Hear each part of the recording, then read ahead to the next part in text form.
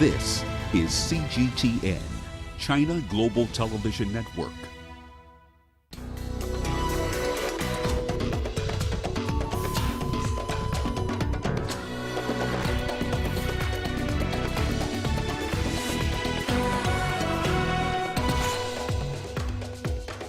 ICC judges to deliver verdicts in war crimes trial of Ugandan rebel commander Dominic Ongwen. Myanmar's military charges ousted leader Aung San Suu Kyi with breaching the country's import and export law.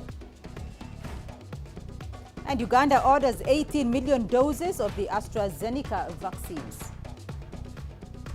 Welcome to Africa Live on CGTN with me, Beatrice Marshall, in Nairobi. Let's go straight to The Hague, where judges at the International Criminal Court are delivering their verdict on the trial of former top commander of the Lord's Resistance Army, Dominic Ongwen. Ongwen faces 70 counts of war crimes and crimes against humanity committed in northern Uganda. He could be imprisoned for life if found guilty. Ongwen's lawyers have asked for his acquittal. They argue that his capacity to make independent decisions were affected by the brutal life he led, having been abducted by the LRA as a boy. The LRA terrorized Ugandans for 2 decades and was known for its extreme violence in forcing women into sexual slavery. Well, let's get more on this developing situation. I'm joined by Stefan de Vries from Amsterdam and Isabel Nakiria. She's in Kampala for us. Stefan, first off to you, judges are due to deliver their verdict. What is the latest from The Hague? Yeah, of course, it is a very important day. After more than 4 years of trial, Dominic Ongwen will hear today whether he is found guilty of more than 70 charges of crimes against humanity. Dozens of witnesses have been heard. It took a very long time to reach a verdict, and Dominic Ongwen may be found guilty today, but the prosecutors in the final statement wanted the court to find him guilty on all charges, but Dominic Ongwen maintains that he is a victim himself, that he was a victim before becoming a perpetrator, and his lawyers asked for acquittal. So today we will know what will be the fate of Dominic Ongwen as pronounced by the International Crime Court in The Hague here in the Netherlands. Isabel, Ugandans have waited for justice for more than 2 decades. What are the expectations there? What is the feeling?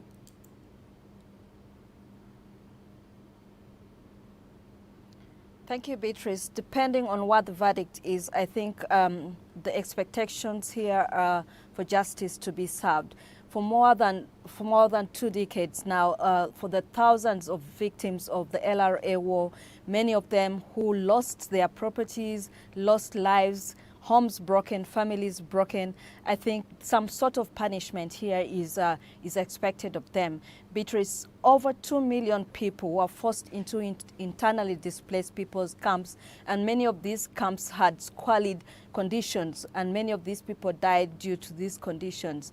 Till now, over 100 children are still missing, and many of them are presumed to be under captivity of the LRA. And so some kind of, guilty verdict for these people would really mean some kind of relief.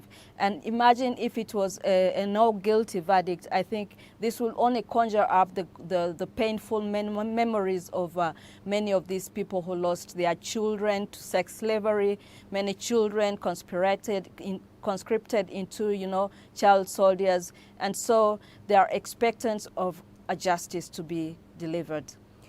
Stefan, you did allude to this earlier on because in his defense, Ongwen has said that he was a victim and not a perpetrator. So what's the prosecution's position on this?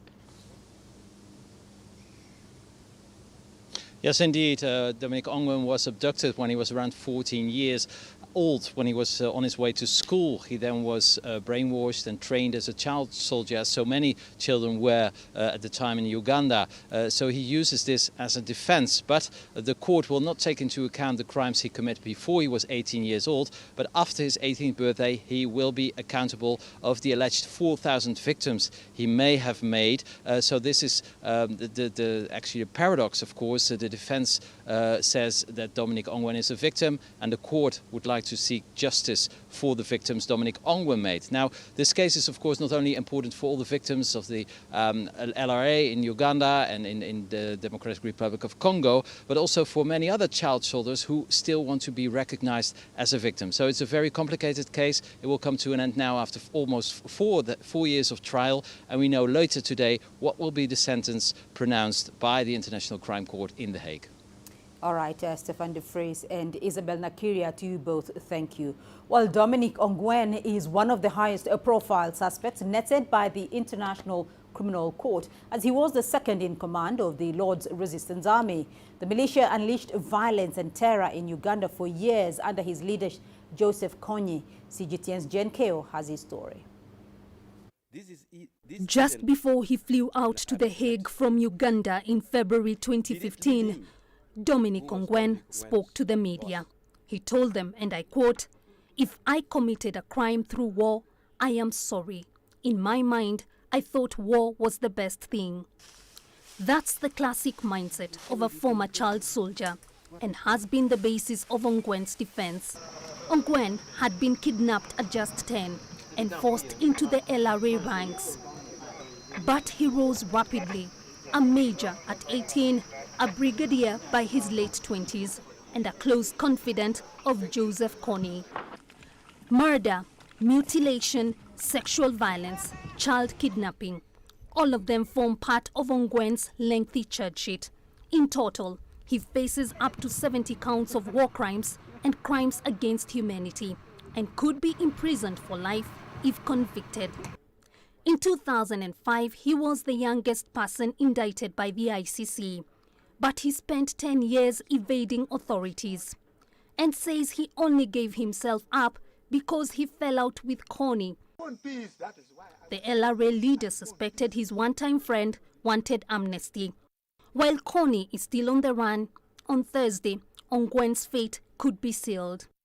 He once told Ugandan media, "I was captured at a tender age and went there as someone who was blind and deaf. It's the same way in which I returned. I hope my good intention will be reciprocated by the responsible authorities."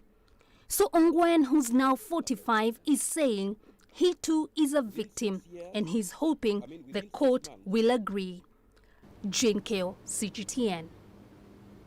Ethiopia has arrested 15 people over a plot to attack the United Arab Emirates embassy in Addis Ababa. Citing a statement from the intelligence service, Ethiopia's state news agency EPA says the accused were working at the direction of foreigners. An unspecified amount of arms, explosives and documents were seized during the operation. To West Africa now, where 10 Malian troops have been killed in Boni village in the central region after their camp came under attack from jihadists. According to security sources, several soldiers were also injured in the attack. Authorities also say the camp has been seriously damaged, with assailants having made off with equipment. The UN support mission in Libya has announced the results of the first round of voting to pick members of the Libyan Presidency Council. No candidate managed to get the 70% needed to win the first round of polling. The vote has shown entrenched divisions within the groups drawn from the three main Libyan regions. Here is Adel Mahroui with more details. Libyan politicians at the UN-led talks in Geneva have been divided into three groups to represent each of the nation's three geographic regions. On Tuesday, they voted for their representative in the Presidency Council. None of the candidates, however, got the 70% of the votes required to win. The electors are now working to prepare 4 lists that include the head of the council, 2 deputies and the prime minister. How are these lists arrived at? How will members convince the electors in Geneva? That will depend on the political deals each member will succeed to seal. So now, we cannot say who will lead the Presidential Council anymore, or even which geographical region it will be assigned to. The same goes for the post of Prime Minister. The southern region recorded the highest percentage won by a candidate. Abdelmajid al-Nasr got nearly 43% of the vote. Still, the results are quite alarming, as they've exposed the divisions within each geographical region in Libya. I think the recent developments bring us back to a crucial question. What sanction will we see against the parties that reject the result of the vote? This government could face obstruction from local groups if they don't like the result. Aqila Saleh, the Speaker of the Eastern-based Parliament, got 39% of the votes from his region. Khalid al-Mishri, the head of the Council of State, got most of the votes from the Western region. That's just 21%. No one expected to see a 70% landslide victory as the UN planned for the first round of voting. The results, however, suggest that each Libyan region is far from being united. Libya's selection process has become much more complicated. For a list of candidates to be approved, it must be endorsed by a certain number of candidates from all three regions. Adel Mahroui, CGTN, Cairo. Myanmar's military has charged ousted leader Aung San Suu Kyi with breaching the country's import and export law. She's accused of illegally importing at least 10 walkie-talkies. She and the other politicians were detained following a military takeover on Monday. United Nations Secretary General Antonio Guterres has pledged to mobilize enough international pressure on Myanmar's military to make sure the takeover fails.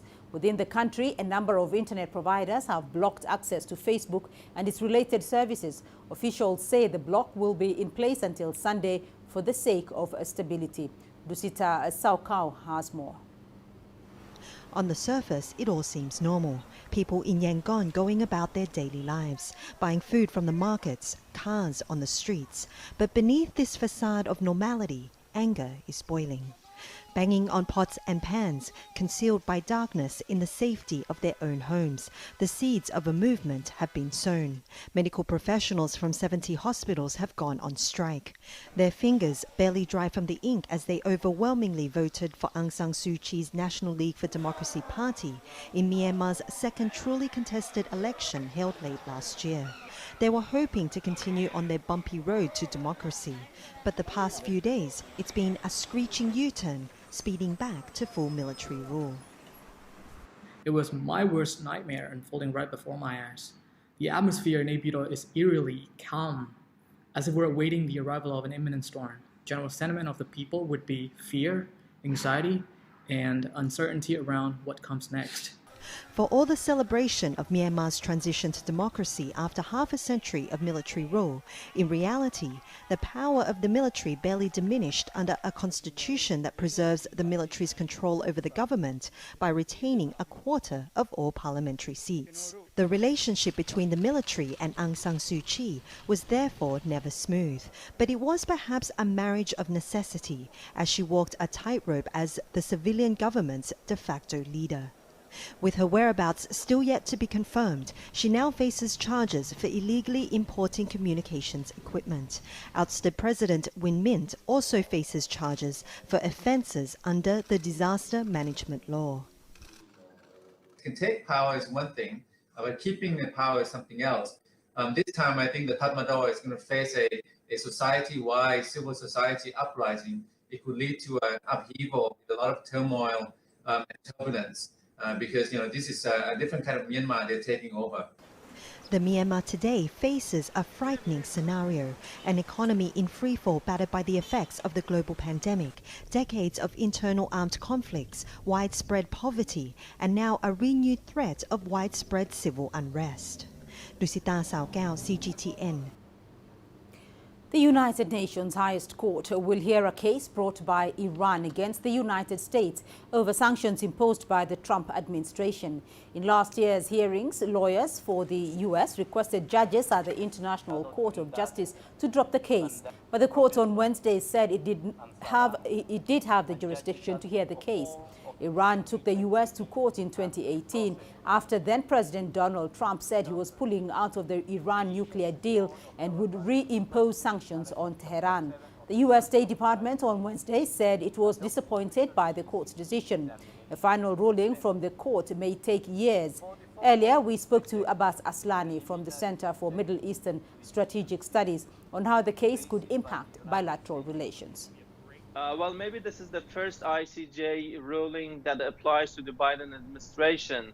But Iran and the United States, they do not have direct diplomatic relations. So, despite this treaty amity, which was clinched between both countries in 1955, it doesn't seem to have that much of qualitative impact between the relations of these two countries, which they do not have any ties. But if you're referring maybe to a likely engagement on the Iran and the US on the nuclear program, and meaning the JCPOA, Iran has said that it is suing against the United States independent of the nuclear deal, and this has nothing to do with the JCPOA. So even in the case of any engagement between Tehran and Washington on the nuclear issue, Iran, I don't think Iran will stop this case in the court, and it will continue to argue against the sanctions of the United States. And in addition to the Iranian case, I think this case can have some effect and impact on the legality and implementation of the United States secondary sanctions in the public international law, independent of Iran. You're watching Africa Live. Still ahead on the program.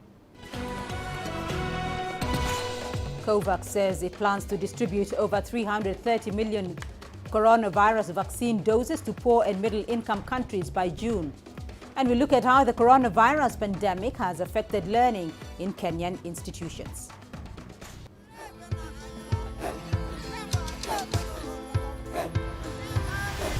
Africa is a continent of diversity, with varied climates and enchanting geography, and a people so distinct, but with a shared enduring spirit.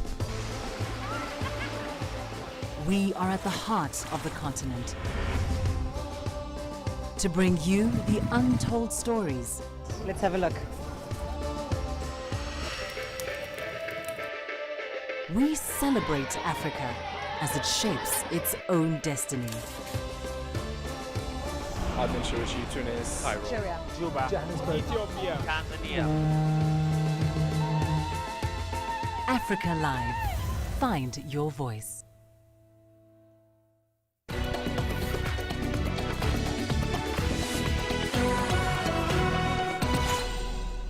The COVAX facility, the Initiative for Equitable Global Vaccine Access, says it aims to distribute over 330 million coronavirus vaccine doses by June. This comes amid concerns over whether lower-income countries will be left behind in immunization. COVAX, which is co-led by the World Health Organization, says the doses will cover an average of 3.3% of the total population of its 145 participating countries, which include low and middle-income countries, as well as richer nations such as New Zealand, Saudi Arabia, Canada, and South Korea. Meanwhile, Uganda has ordered 18 million doses of the AstraZeneca vaccine from India.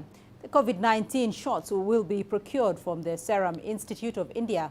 The shipments are expected to arrive in the country by the end of March. Here's CGTN's Hilary Ayesiga. A move to contain the COVID-19 pandemic, Ugandan authorities are procuring vaccines. The Ministry of Health, working together with the national medical stores, has placed an order for 18 million doses of AstraZeneca vaccine from the Serum Institute of India, which will be used to vaccinate persons from the age of 50 years and above. It will cost the Ugandan government $17 to vaccinate every person eligible for the treatment. The country is also due to receive another 3.5 million doses via the COVAX program, which was set up by the World Health Organization to help poor and middle-income countries access the coronavirus vaccine. Ugandan health workers say the first batch of vaccines will be used to treat the elderly, persons with underlying health conditions, and first responders, among others. Unlike its East African neighbors, Uganda has been spared the worst of the virus. The country has so far recorded over 39,000 cases and more than 300 deaths, a figure much lower than Kenya, which has recorded over 100,000 cases. Ugandan scientists attribute the progress to increased testing capabilities, contact tracing, and treatment of those found positive. We had all the facilities to look after our cases. That's why we registered significant improvement. That's why the country has been high rank among the 10 globally, because we suppressed the transmission of COVID-19 by the end of August. But this success could be short-lived as the country continues to register a spike in cases. If we don't change our mindsets, we don't really reflect and follow the standard operating procedures, we shall not be far from what we've seen from other parts of the country. So the worst case scenario is yet to come. That's why I'm here, that's why you are there. We don't want Uganda to reach to such a situation. We want to prevent people from dying.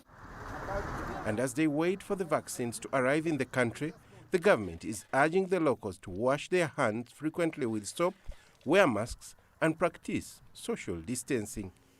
With these health precautions, local authorities hope to curb the spread of the virus. Hilary Isiga, CGTN, Kampala, Uganda. A new report is raising doubts about the preparedness of pupils in their final year of primary school education in Kenya to sit for the forthcoming national examinations.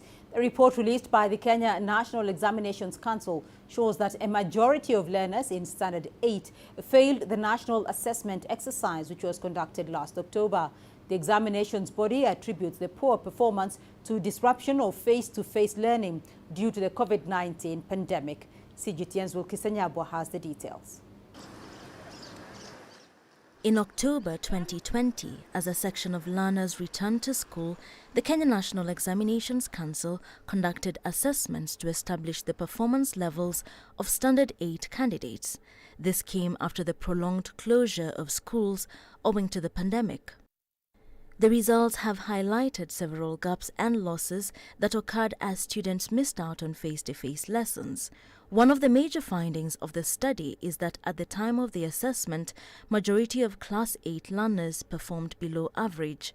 Although some of the subjects registered near normal scores, the mean scores of others were lower than the expected mean of 50%. For instance, in mathematics, English composition and Kiswahili essays, only 34.5, 39.9 and 45.1% of the learners respectively attained at least 50% of the total mark. Social studies, Kiswahili language, mathematics and Kenyan Sign Language reported mean scores which were lower than the expected mean of 50 at 49.5% and 48.9, 44.8 and 43.3% respectively. This pointed to low mastery of specific skills and content. It was also established that pupils in private schools registered higher mean scores than their counterparts in public schools in all the assessed subjects. This could be indicative of better access to remote learning during closure of schools. Education Cabinet Secretary George Magoha has, however, sought to ease the concerns, saying, and I quote, "Considering that Standard 8 and Grade 4 learners have been in school for more than 14 weeks since that time, I am confident that the learning interventions by teachers have helped to recover the loss detected through the assessments. I am confident that the results of the KCPE will reflect much improved performance of the learners." End of quote. The Kenya Certificate of Primary Education examinations, which mark the end of primary school learning in Kenya, are set to begin in March. Wilkisa Nyabwa, CGTN. Well, let's now cross over to Wilkisa Nyabwa for more insight into that development. Wilkisa, just how dire is the situation in Kenyan schools? Well, Beatrice, you have to take the report in context. When we look at it, we do know that this report, the assessment tests, were done last year in October when the Ministry of Education allowed the learners who would be sitting their national examinations to go back to school. And therefore, it was an assessment to tell just how much the kind of impact that being away from school and having that face-to-face interaction with their teachers had on the learners. And therefore, as the minister, the Cabinet Secretary for Education says it has been 3 months since those assessment tests were done, and that in that time they do believe that the learners have had time to bridge some of those gaps. However, it is interesting that the report highlights certain disparities. For example, we do see that there is a difference in the kind of performance in rural and urban schools. For example, learners in urban schools performed better than those, most of those who were in rural schools. And we also saw that learners in private schools outperformed those who were in public schools. Basically, the assessment seems to have been that those who are in private schools in urban areas had more access to remote learning tools. They could learn through their laptops, through the internet, through the radio and television services, and therefore they had an advantage that those who were from public schools in rural areas did not have. But of course, the ultimate test will be the national examinations, which should begin in March, and therefore there is a bit of time still for the government to try to bridge some of the gaps also from the report and see, because the report does actually narrow down to specific topics in different subjects that students struggled with, and therefore the 1.5 months or so that the students have before they sit the exams, they do have this time to address some of those issues, to go over and revise and maybe try and get a better grasp of those subjects. But the ultimate test will be the national examinations, and that will also give insight to how the other students who are not sitting the national examinations but who are also out of school for a longer period might have been affected by the closure of schools. Beatrice. All right, Wilkerson Nyabwa for us there. Thank you. The Tunisian Health Ministry has released the findings of a study on the impact of the COVID-19 pandemic on blind and partially impaired citizens. The study has revealed that tens of thousands were forced to stay at home without employment or support. Those who are still working face many challenges in their daily lives. Adnan Chauchi reports. Since the outbreak of the pandemic, it takes Khalid Larousi 3 hours to get to work instead of just 1. He wants to respect social distancing and prevention measures. Khalid used to take public transport, which he now avoids. Blind people are suffering during the pandemic. Using public transport is challenging as one needs to touch the door of the bus, the train, the taxi or anything around to know where to go. It's impossible to disinfect all surfaces. Ordinary people use hand sanitizers and avoid touching infected surfaces, while we cannot. Khaled is a primary school teacher at a specialized center for blind people. He says his students, as well as the whole educational staff, are suffering during the pandemic. I teach blind children who need to touch the paper in order to read. Hand movements are necessary in braille reading. Disinfecting the paper and the books usually erases the writing. Then, it's impossible to understand the text. The IPSAR, Association for the Leisure and Culture of Blind and Visually Impaired People, has launched a national initiative. The project aims to facilitate access to municipal and administrative services for over 21,000 people. Civil society aims to make the lives of the blind and the visually impaired citizens easier by using technology and digital services and solutions. The infrastructure in Tunisia is not adapted to the needs of the handicapped. According to the Ministry of Social Affairs in Tunisia, over 95% of blind people are unemployed. A general lockdown and the economic impact of the pandemic has increased this figure, while pushing thousands of individuals with disabilities into social isolation and poverty. Civil society organizations have urged the government to put in place a new health protocol which takes into consideration the needs of the blind and partially impaired citizens. Experts assert that the pandemic has unprecedented health, economic and social consequences on this vulnerable population. Adnan Shawishi, CGTN, Tunis. To Burkina Faso now, where a group of children have become the first in the country's history to successfully undergo open-heart surgery. CGTN's Enoch Sikolia has more on the milestone for the West African country. 9-year-old Landry Nyon is among 5 children targeted for cardiovascular surgeries by French charity La Chaîne de l'Espoir. Nyon has been struggling with breathing problems, which his mother often attempted to treat with traditional medicine. It was not until he visited the hospital that he was diagnosed with a heart defect. The sickness started when he was still very young.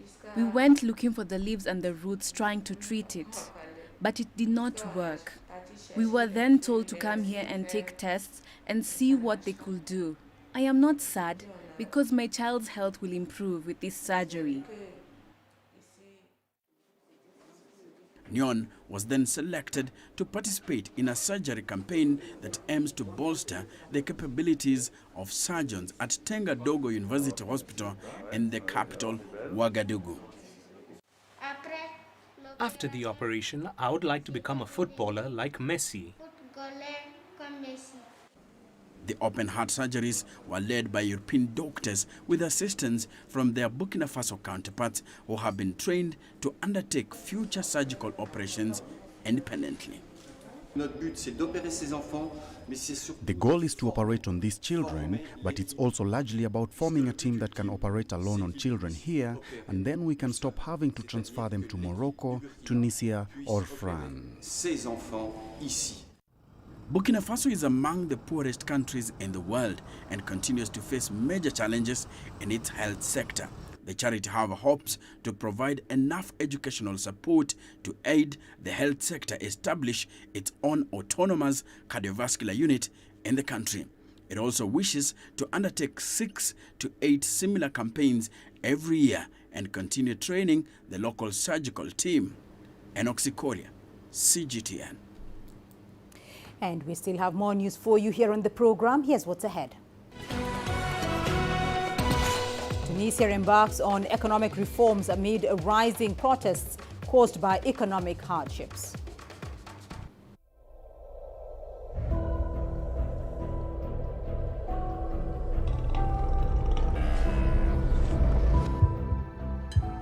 It's just taken me completely out of my depth, but at the same time it's exciting. It's new, it's different, it's a challenge. It's really exciting.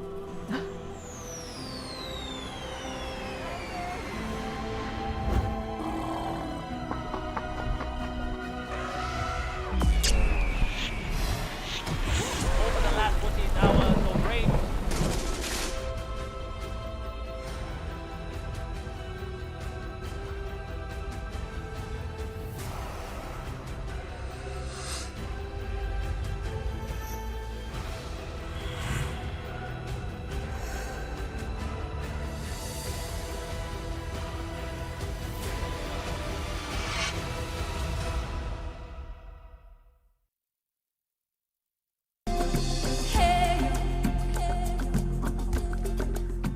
Is my kind of city. That's because when I'm here, I feel like I'm back home in Lagos or Abidjan, which are 2 of the major cities I grew up in.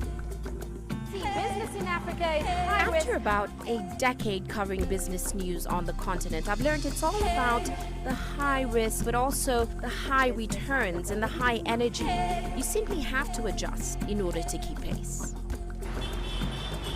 When I started out as a journalist, my dream was to open people's minds to the different perspectives. From the CEO in the boardroom to the trader out in the street, we all have different stories. From Accra to Addis Ababa, from Cairo to Cape Town, and I wouldn't have it any other way. Here at CGTN, we realize that Africa is on the move, and it's moving fast, but we're moving right along with it. I'm Ucheo Koronkwo, and I'm a business anchor and reporter at CGTN.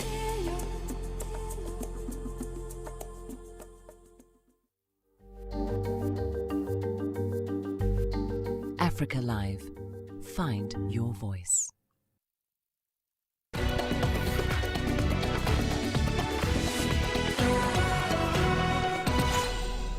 Uganda Airlines has added a second Airbus A330neo to its fleet. The latest version of the most popular wide-body airliner will enable the recently relaunched national carrier to operate long-haul flights to Asia, Europe and the Middle East.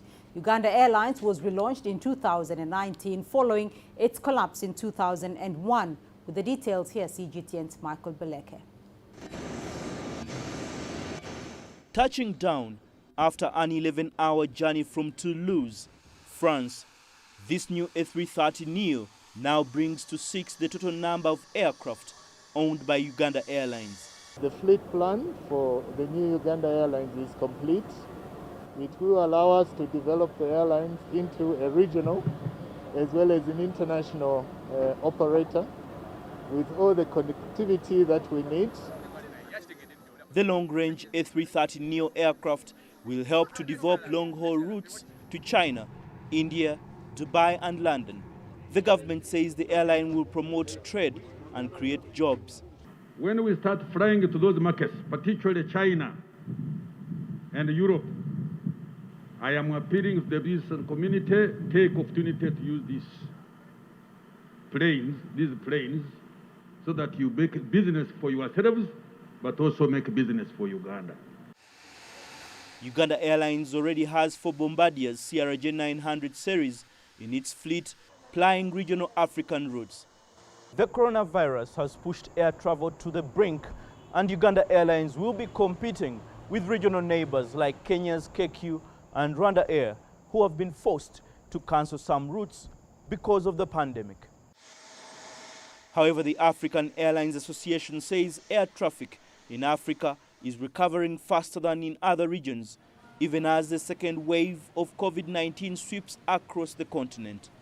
The A330neo is the ideal aircraft to launch the airline long-haul operation due to its tailored mid-size capacity and impressive range versatility.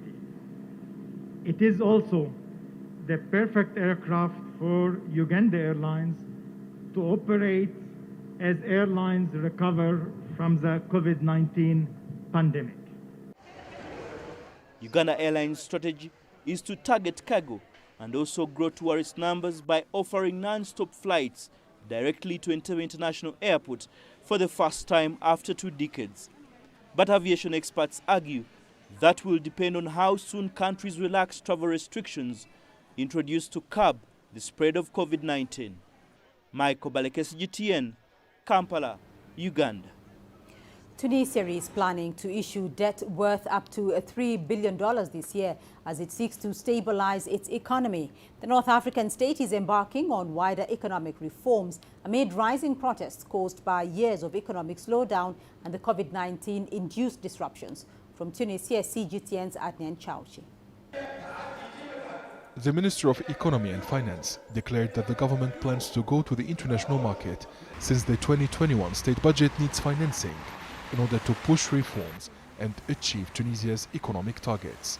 Authorities are seeking a new $1 billion loan guarantee arrangement from the United States, which could help it secure the $3 billion in bond issuance.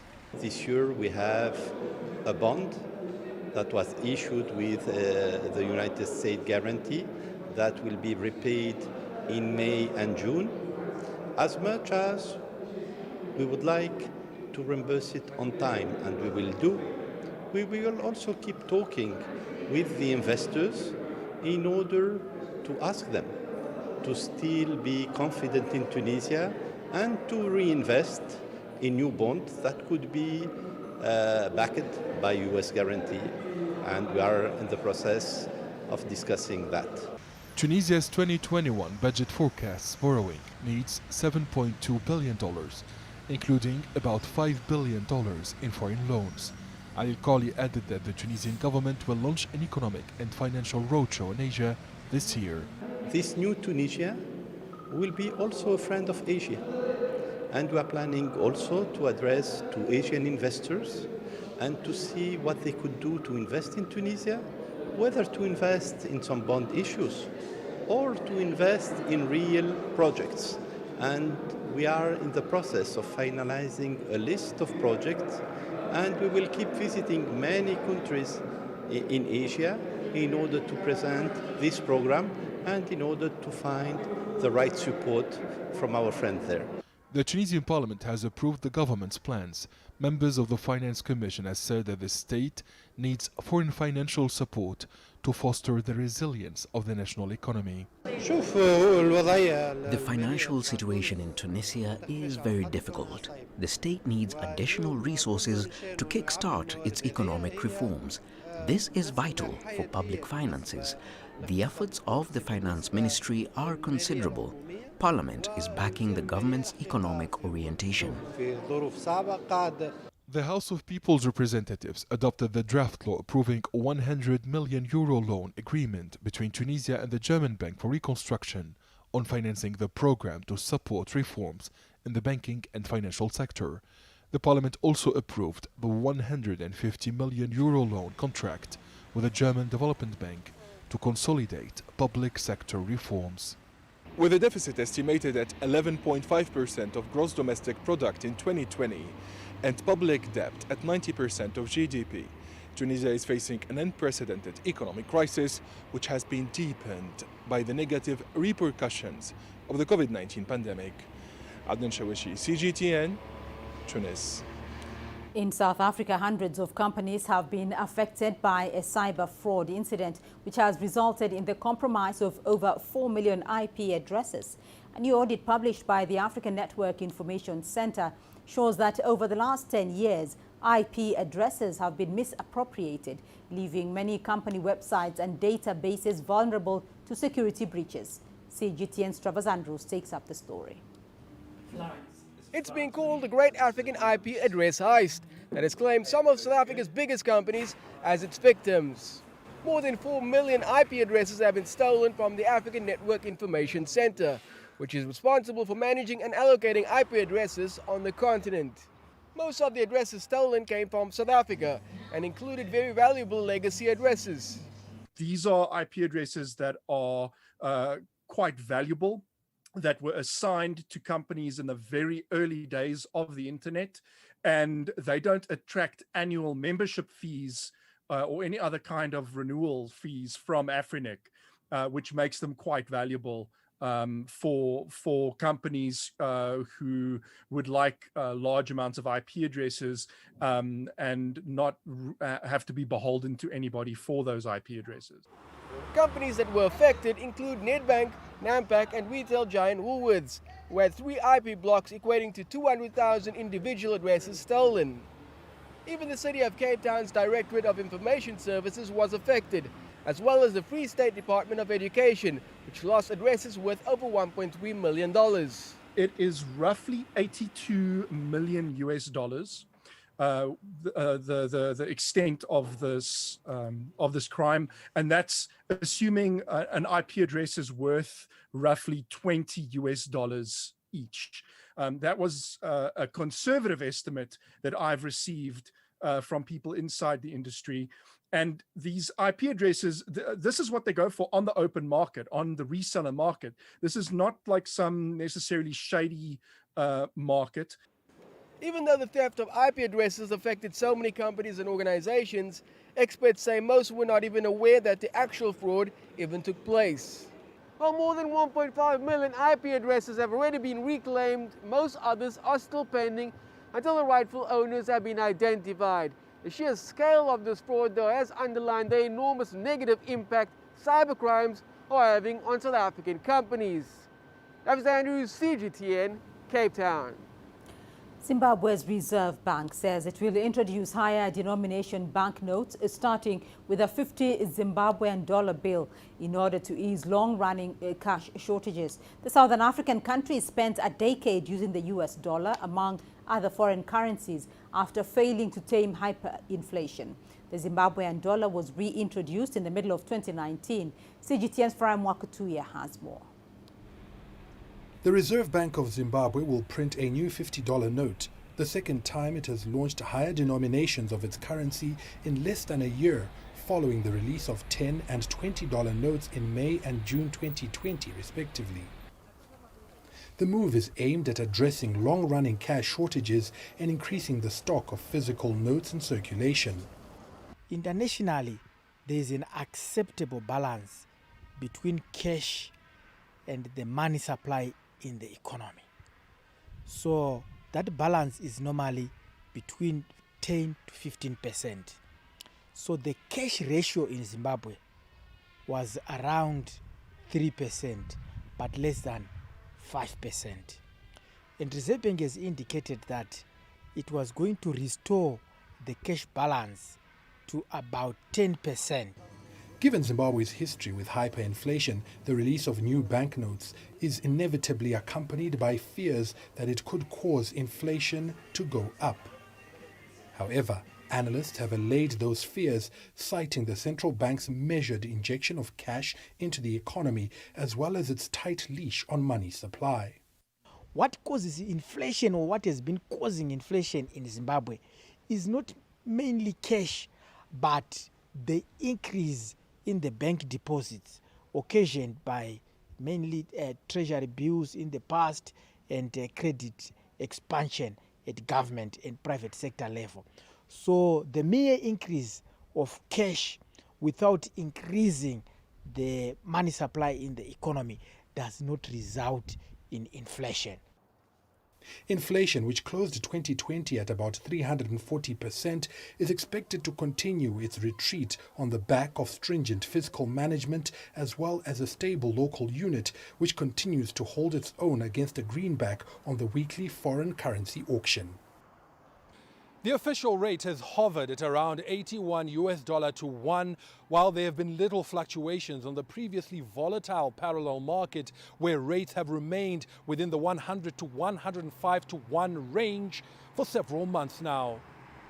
Farai Mwakutuya, CGTN, Harare, Zimbabwe.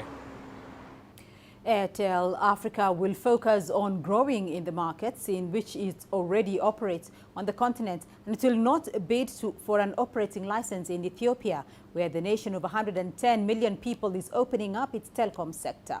Africa's second most populous nation is home to one of the last remaining closed telecoms markets on the continent. It plans to sell a minority stake in state-owned Ethio Telecom within 9 months. The country has asked for bids for 2 new operator licenses in a process which was expected to start last month.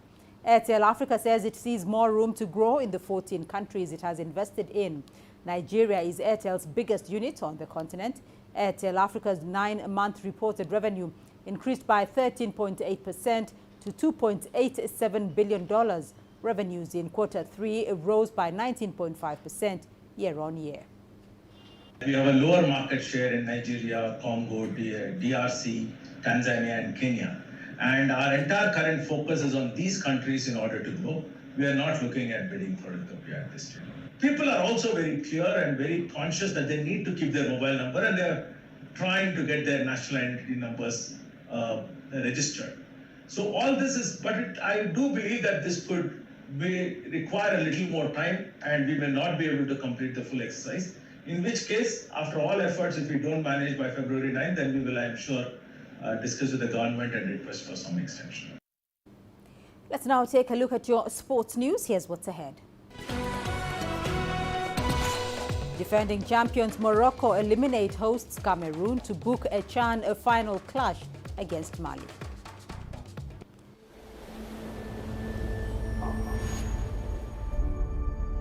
How would you create your legend?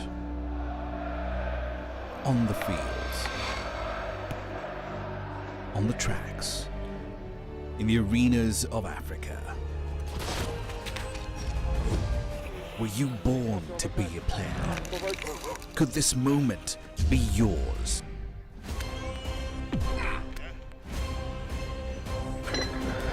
Sports Scene. Find your game.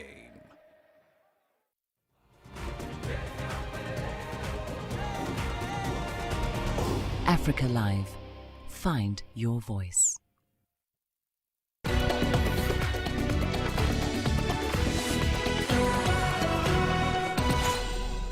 We begin your sport with some football news, where holders Morocco have defeated the hosts of the African Nations Championship, Cameroon, in the semi-final of the tournament.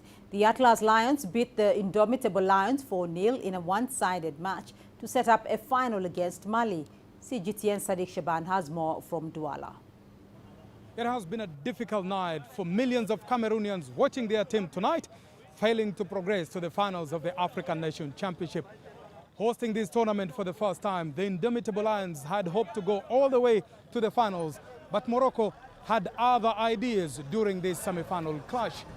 Hundreds of football fans who had gathered here to watch this tie started leaving midway through the match when their team went 2-0 down in halftime, and they watched in disbelief as the Indomitable Lions failed to counter the Moroccan side, who have now qualified for their second consecutive final, where they will play Mali on Sunday. Indomitable Lions are playing well, but a level is higher for them against you see, Moroccan people or Moroccan football is very, very good. It was not easy. It wasn't easy even though we won. We were greatly advantaged by the first 2 goals, but we are thrilled to progress to the end of this tournament. Mali had played Guinea in the West African Derby earlier on in the evening, and both teams shared the spoils after regular and regulation time. But Mali went on to win 5-4 in penalty shootout to make their second final in the history of this competition. So Cameroon and Guinea will play in the 3rd and 4th playoff match on Saturday, while Morocco will meet Mali in the final of this tournament on Sunday. Sadiq Shaban, CGTN, in Yaoundé, Cameroon. Meanwhile, Egyptian champions Al Ahly have finalized their preparations ahead of their first Club World Cup match on Thursday night in Qatar. Their first 4 will be the host nation's team Al Duhail. With 7 National League titles during the past 10 seasons, the Qatari team is expected to give the Egyptian Red Devils a hard time on the pitch. Here's Adil Makhroui with more. The Egyptian Red Devils are up for a challenging start in the Club World Cup. Al Ahly's first kickoff is against the hosts champions, the Qatari Al Duhail club, a team many experts say will be very tough on the African champions. Al Duhail has players from 9 different countries. It has an extremely strong offense line. They are fierce. Their top player Al Moez Ali is the best player in Asia, but their defense line is their weakest point. If Al Ahly manages to breach their defense, they can win. But that requires solid defense from Al Ahly's players. Both teams have equal chances. Al Ahly has a stronger collaborative team spirit. Its players are mostly in harmony. Al Duhail excels with its individual talent for each player. The team which can make use of the chances it gets will win. It'll be Pitsu Mosimani's second attempt at the Club World Cup after taking South Africa's Sundowns to the competition in 2016. He will be supported by Al Ahly's 5 times experience in the competition and a decent number of supporters in Qatar. The hosting stadiums are both going to be part of the 2020 Qatar World Cup. Each of the 2 stadiums has a capacity of 40,000 fans. Only 30% of that will be open for tickets. That's nearly 13,500. Each club will have a 50% allocation for the tickets, and I think both clubs have the popularity to fill their seats. This is Al Duhail's first participation in the Club World Cup, while Al Ahly is the second team in the world with the most participations in the competition. Its best result was in 2006 when it came in 3rd place. If Al Ahly manages to secure a victory over their hosts Al Duhail, their next challenger will be no one but Europe's top club in 2020, Bayern Munich. That could probably stand against their aspirations to break their 2006 record. Adil Makhroui, CGTN, Cairo.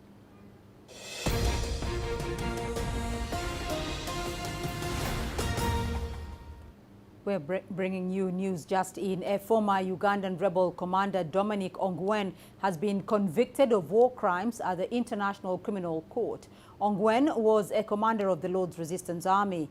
He is the first LRA member to appear before the court. He faced 70 counts of crimes against humanity and war crimes, but was acquitted on some of them. His charges all relate to an attack on a camp for internally displaced people in Uganda in 2004. This case presented a dilemma to the court as he appeared to be both the victim and the alleged perpetrator. According to Ongwen, he was abducted by the LRA and forced to be a child soldier. before going on to rise up the ranks to become the deputy to LRA Commander Joseph Kony. We'll bring you more details on that development in our subsequent broadcasts. Olympic officials on Wednesday unveiled the first of many COVID-19 rules for the Tokyo Games, starting by banning singing and chanting during events and mandating event participants to wear masks at all times, except when eating